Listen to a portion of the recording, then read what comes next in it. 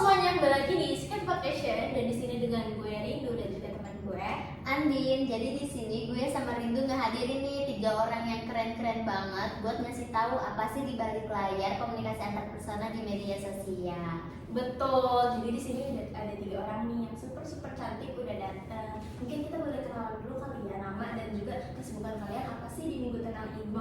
Mungkin dari kakak yang paling kanan aku nih, by the way baju kita couple loh, pengen matching. Iya. Tadi kita janjian kan dengan matching. Kalian udah diajak nggak usah kasih. Baik,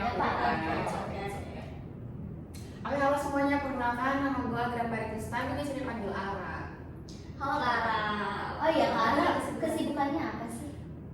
Gue karena sekarang lagi minggu tenang ya, jadi gue cuma mempersiapkan UAS dan gue emang lagi pengen tenang aja sih. Jadi gue lagi nggak ngapa-ngapain nih, biar gue juga nggak stres nanti pas ngerjain UAS gitu. Oke lanjut. Oke, halo semuanya, gue Regina, biasa dipanggil Gina. Kesibukan gue akhir-akhir ini selain sama seperti Ara, mempersiapkan diri untuk UAS di minggu depan. Gue juga ikut volunteer untuk mengisi waktu luang gue, jadi gue ngejual-jualin tiket konser gitu. Seru banget sih Kak, sama konser langsung. Bener. Oke lanjut nih, selanjutnya nih yang terakhir nih Kak, siapa namanya? Aku Kalisa Sinia Berwati, biasanya dipanggil Caca. Untuk kegiatan aku selama libur ini, aku mengisi waktu aku dengan part time sih kak. Gitu. Independen ya Kak, wanita karir banget nih. Oke, makasih banget nih ya udah ngejelasin kesibukan kalian. Jadi kita langsung masuk ke topik utamanya kali ya. Jadi di sini boleh nggak sih jelasin secara teori sebenarnya apa sih yang berubah pas kita pindah ngobrol sosmed itu? Boleh, siapa mau kata Aku siapa? boleh apa yang jawab? Boleh banget. Menurut aku di media sosial itu cara kita berkomunikasi itu tuh berbeda dengan ngobrol secara langsung, karena kita nggak bisa dengar nada suara ataupun ekspresi wajah kita juga nggak bisa ngebaca ya. Nah, karena dengan keterbatasan itu sering nih terjadinya namanya miskomunikasi kak.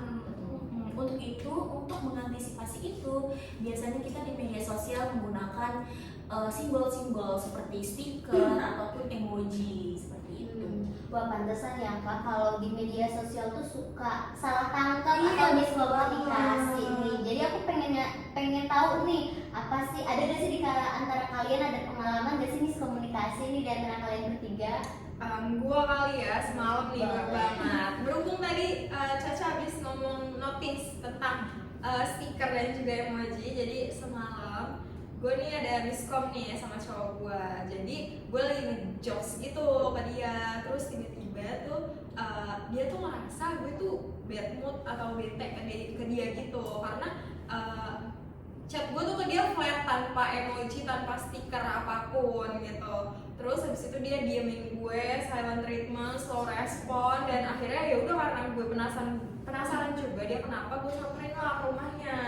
Terus gue tanya kenapa, terus ternyata dia tuh ngiranya gue tuh lagi marah ke dia dan gue tuh butuh ruang, padahal nggak kayak gitu. Nah ya udah kayak gitu, ternyata salah paham cuman karena emoji gitu. Ternyata emoji juga penting ya. Penting Kak. banget kan.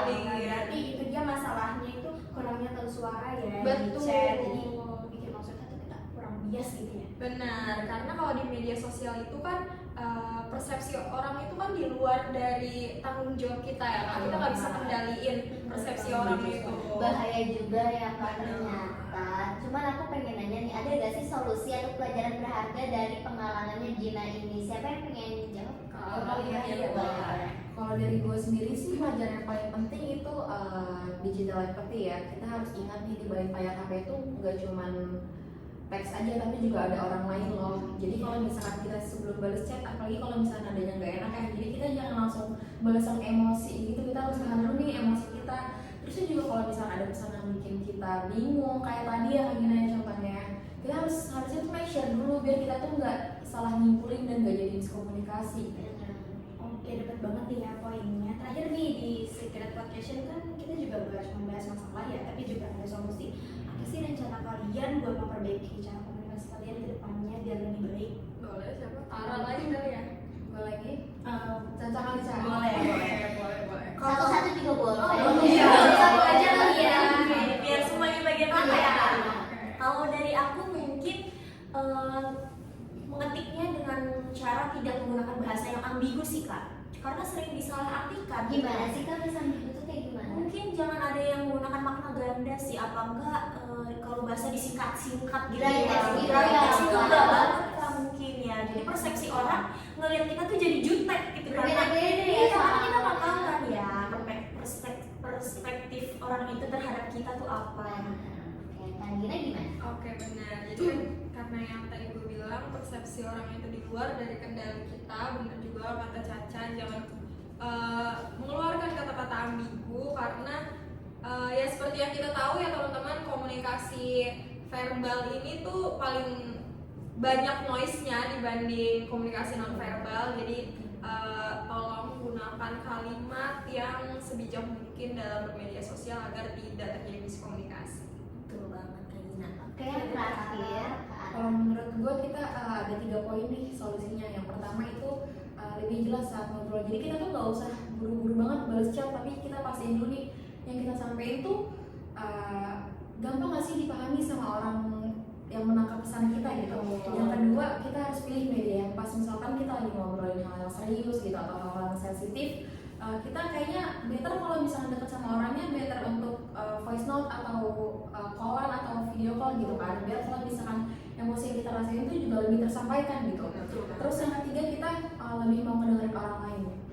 Jadi jangan cuma kita doang nih yang mau didengerin, tapi harus saya juga mengerti ya. betul. Jadi kita juga harus benar-benar benar, kita harus benar-benar baca dan pahami chat orang lain dulu nih, biar kita juga nggak salah simpulin dan nggak salah tangkap gitu, biar kita tuh nggak langsung ngejudge gitu. Wah, daging semua nih ya jawabannya ya Kak Kalau Indri kita ya. hari ini benar-benar wow gitu. Benar. Sebelum saya ke kesimpulan, terima kasih ya Kak udah datang ke sini. Kalian juga tenang ini. Nah, untuk kesimpulannya teman-teman, jadi komunikasi verbal ini tuh harus benar-benar kalau untuk dilontarkan itu emang harus benar-benar sedetail mungkin agar tidak terjadinya miskomunikasi. Contohnya itu seperti memakai emoji ataupun stiker seperti itu. Betul. Oke teman-teman, sampai sini aja. Semoga dengan podcast ini kita semuanya menjadi pribadi yang lebih baik untuk berkomunikasi ke depannya dan di real life maupun di sosial media.